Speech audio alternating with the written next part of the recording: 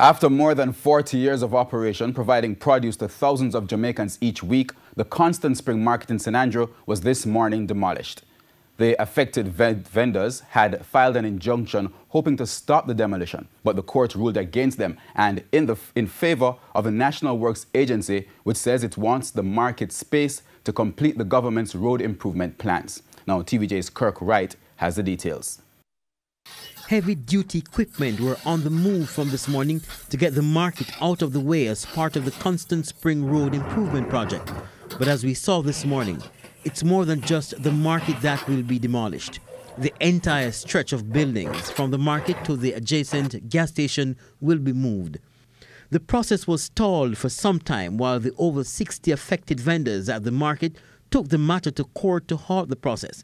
They contend the government had not made proper provision to compensate, relocate, and help them get their business up again. The court eventually ruled against them and the demolition went ahead as planned. But during that activity this morning, persons doing business in the buildings to be demolished complained that they were caught off guard. They say they got notice in January this year to leave by February 17, 2019.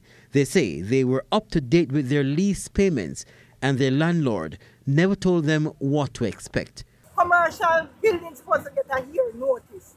The Chinese people them know that buildings sell and nobody say anything to us. They collect our rent same way. I go and win the rent because I have my rent receipt from up front, my lease agreement.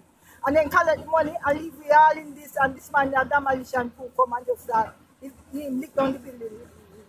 Nothing is wrong with it. Want to improve the place, but oh God Almighty, man, give people opportunity to find. What we are gonna do?